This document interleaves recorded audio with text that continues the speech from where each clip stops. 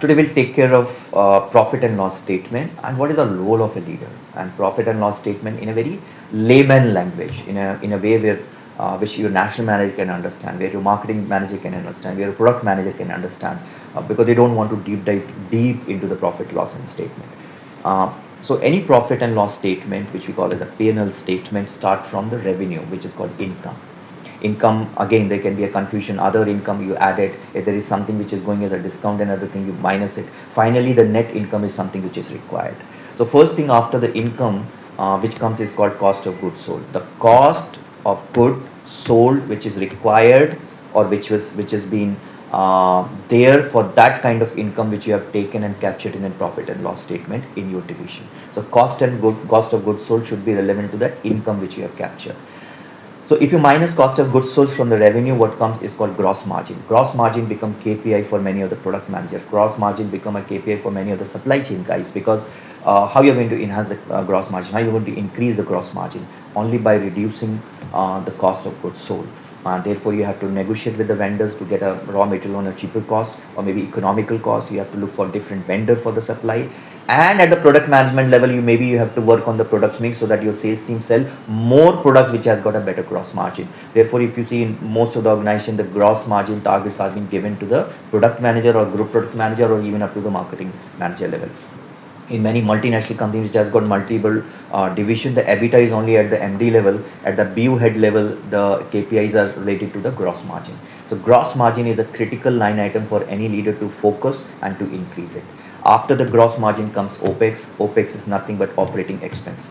The operation which is required to generate that kind of revenue, whether it's your marketing cost, whether it's your electricity cost, whether it's your manpower cost, whether your material cost, whether your logistic cost, courier cost, all the operating expense comes into this OPEX part of it. Now, as a leader, what you have to do is you have to manage the cost. So if you want to improve the profitability, either you increase the sales or you reduce or optimize the cost.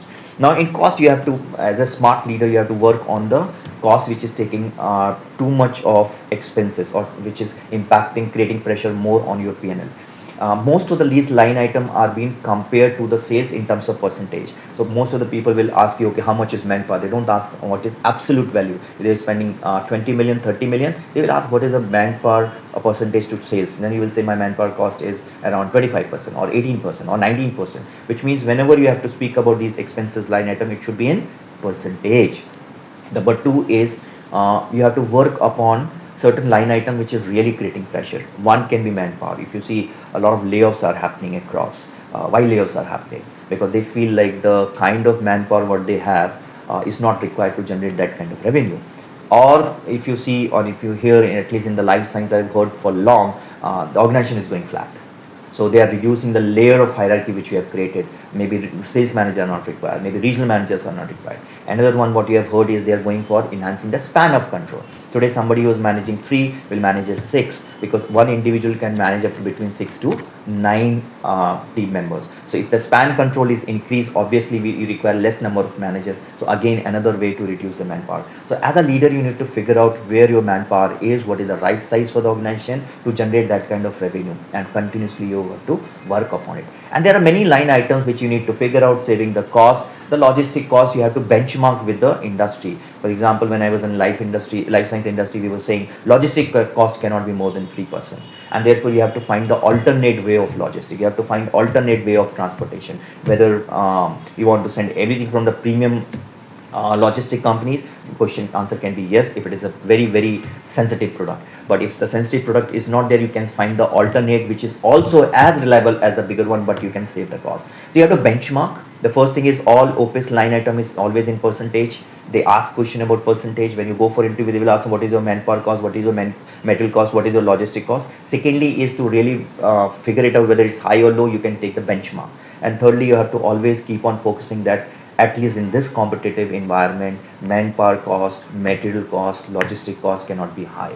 So if you want to control your expenses, this is the bucket which you have to really work upon it. Now, if you minus OPEX from the gross margin, what has comes which is called EBITDA, which is your earning before interest, tax, depreciation and amortization. Most of the organization at SBU level, you have a target for EBITDA.